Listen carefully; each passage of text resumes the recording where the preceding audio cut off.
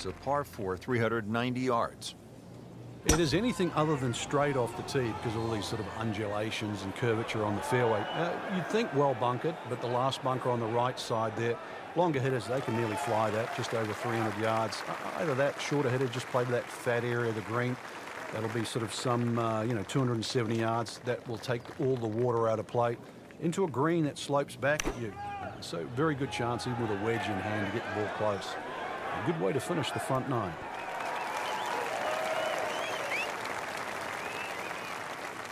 Not terrible, but not his best.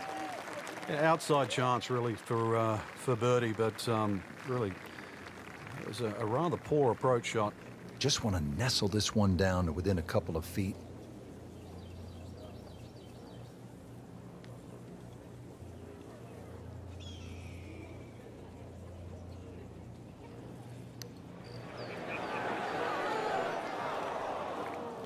That was not a very good read right there.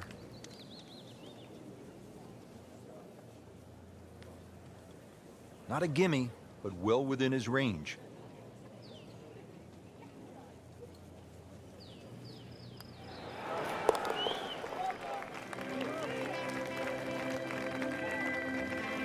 Good putt.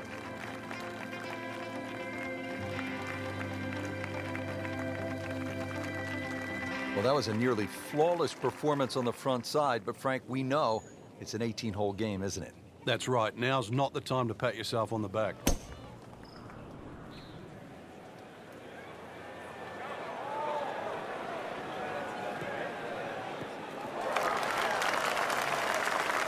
I mean, he just blasted it down the fairway, well over 325 yards. Frank, this is a pretty challenging approach shot here at the 10th.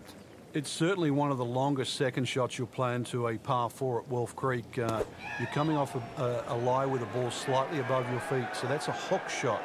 And you're really hitting a hook shot into a green that's designed to hit a cut. It makes this shot a little bit more challenging, so just be a little careful here. Locked in on the read and the speed.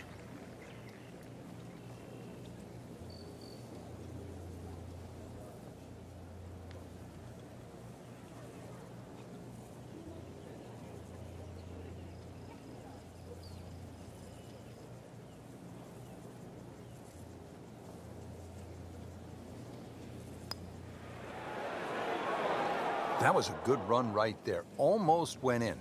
At least he's seen the line as it went past the hole. So just replicate that on the way back.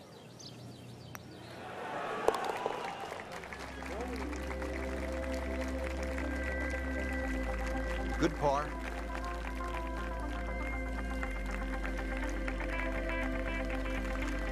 Frank, another really rugged hole. This is the par 3 11th here at Wolf Creek. Rich, remember that book, Dead Solid Perfect? This is what this hole's all about, because you must hit that tee shot solid. You've got to carry all the trouble in front of you. And remind yourself, too, there's enough green grass down there. Not necessarily green, but green grass around there. A good shot safely on the putting surface here. And this green's not too severe. But this is a fun par 3 just to look at, or even at least experience.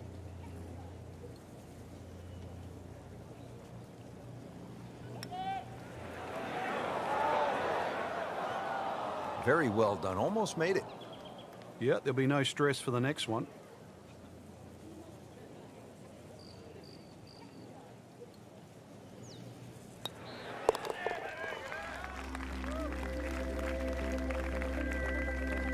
Seems to really have the touch today.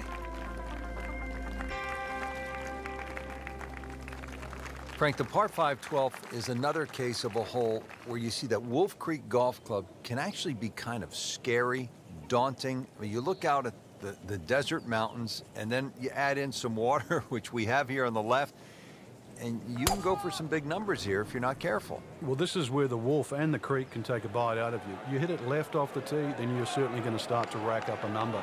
There's enough fairway down the right, but once again, if you hit a good drive and this hole is reachable for you, then you've got to worry about the water, which is to the right of this green. 5 wouldn't be the worst score you could make around here, that's for sure. I've seen 6s and 7s.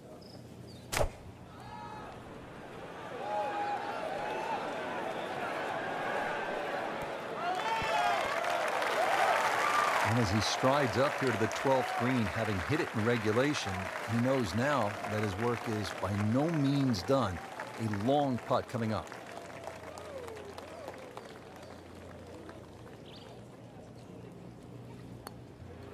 On the way. Well, he's going to love it. How far was that?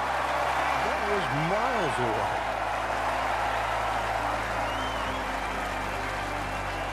13th hole, and Frank, Wolf Creek is really kind of a macho golf course because you can stand on a tee like this and say, you know what? I'm going to take this one over the mountains. And then, if you do, then you flip the coin. Is it in play or is it out of play? This is one hole. You just you realize you're in the middle of the desert, that's for sure. And one hole that you think, well, if I play this hole a couple of times, I might just get the hang of it. That was like Usain Bolt, Frank, right through the tape. Yeah, that first step, that was never going to stop. Second shot coming out of the rough here.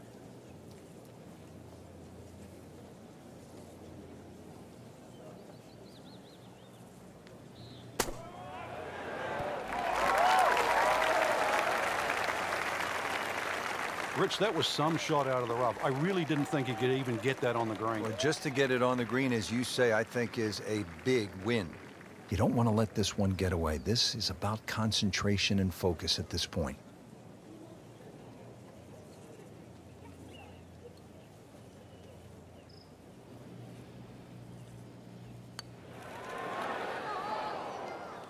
Well, that would have been a bonus had it gone in, but still, reasonable chance for par here. Yeah, there's no damage. You're not going to birdie every hole.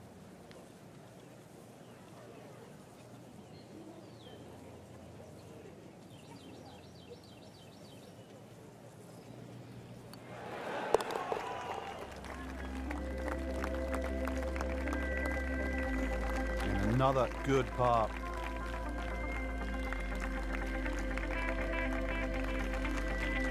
Frank, describe the layout here at the 14th hole. It's 444 yards, and what a beautiful hole. It is, and it's a beautiful view. You see everything from the top of that tee there. It's a hole that keeps bending to the left. There's enough bunkers down the left there to actually take your eye. That's why you've got to fixate on something in the distance that's a much better line than worrying about that wall of sand down the left side. This is a shot from 115 yards. Well, he has not been bothered by these strong winds today. It has really been gusty, but you wouldn't know it watching this guy on TV.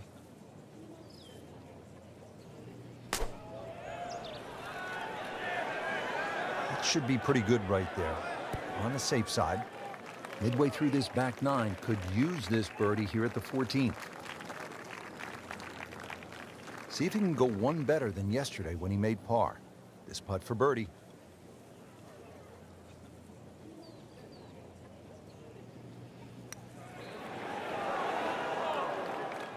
Wrong time to be leaking oil here at the 14th hole, Frank. Well, to state the obvious, too, that was very makeable. That's the one you'd expect to make more often than not. That's going to hurt. So a tester from 4 feet.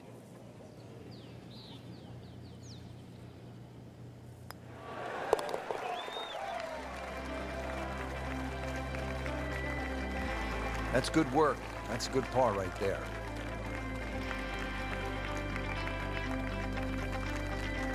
Now to the short par 3 15th hole here at Wolf Creek. What is this, Frank? Just a wedge or a 9-iron? That's all, Rich, but it's very tempting to get greedy here. And, well, you pay the price, obviously, if you miss the green on the left down on those bunkers because they're a good 6-7 feet below the level of the green. But with a wedge or a 9-iron, who doesn't go aiming at the flag? Hoping to get this up and down here, Frank, at the par 3 after missing the green. Yeah, it's not all bad. So getting set for a greenside bunker shot. Frank, when I think of the great bunker players in the history of the sport, I think about Gary Player, Seve Ballesteros, whom you knew so well. What did they do that made them so effective on these greenside bunker shots? They had an attitude for a start that was different. For them, they saw possibilities. And they would imagine the amount of sand. Remember, because this is the only shot in golf where you don't have to hit the ball first. So they would really choose the amount of sand behind the ball, whether that was an inch or two. Aim the club at that and made sure they followed through. And he has it. A good putt redeems all. From a short par 3 to a short par 4. Just 393 yards here at the 16th, Frank. And when you stand on this tee, this hole looks anything other than straight. Goes to the left and comes back to the right. But if you can just fixate at the green in the distance, yeah, it's going to look like a relatively straight par 4. And that's the way the hole should be played. Look at those first 2 bunkers that you see and just try and split those. Good tee shot here and nothing more than a wedge left into this green. Simplify it. That's the key. With these downhill shots, really the key is always balance, and maybe you want to take a little bit of a wider setup, and then club selection obviously is important. You maybe take a little less club and just try not to overswing. He's knocked it on the green, but not in a great position. This is a difficult chance coming up here. Long birdie try. Different day, different hole. Made bogey yesterday. He'll do better this time, it looks like.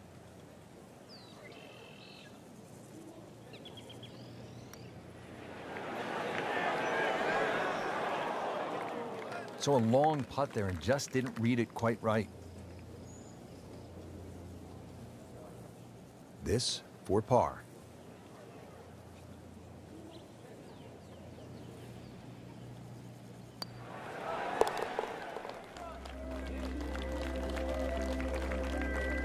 Just dwindling the holes down. Pars are fine right now. So 2 holes left to play. Now the final par 5 on the course, 562 yards, the 17th. The drive looks relatively straightforward. And I say that because there's a little creek down there that obviously you have to stay short of. But that's the fun part. They want to keep you back in an area where you go, can I hit the second shot across the stream, across the water, and still keep it on the green? And the answer is, I don't know. That is a fantastic long shot. There's no way he could hit that without a tail breeze. Surely that breeze had to help there.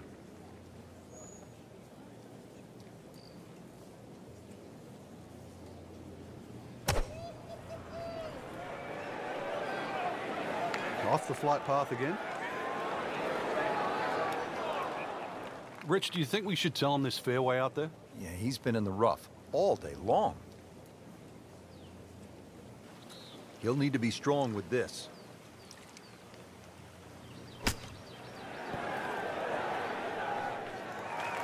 On the green, and a chance for birdie.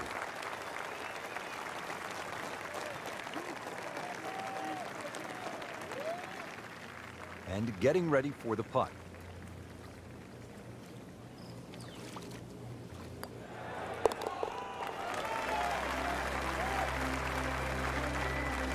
Racking them and stacking them. That's 12 under par now for the tournament.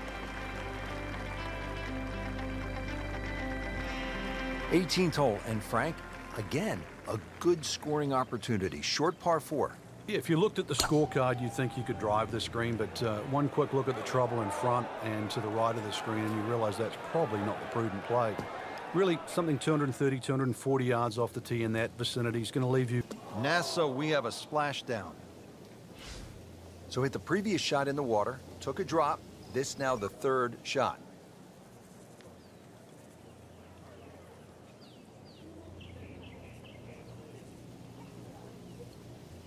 About this, Frank, you don't see this too often. He's setting up to take a shot from the cart path.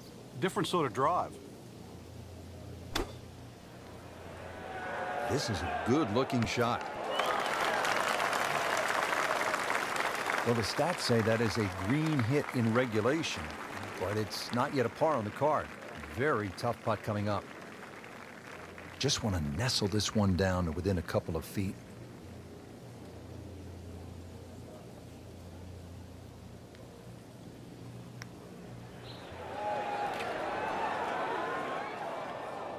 So a tough way to close the round, missing a short putt and a bogey here at 18. It's a very makeable putt here. He is currently 5 under for his round.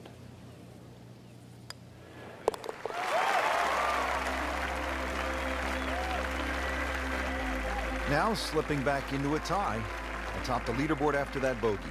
It's scary. Looks like they found reverse gear. Not a good sign.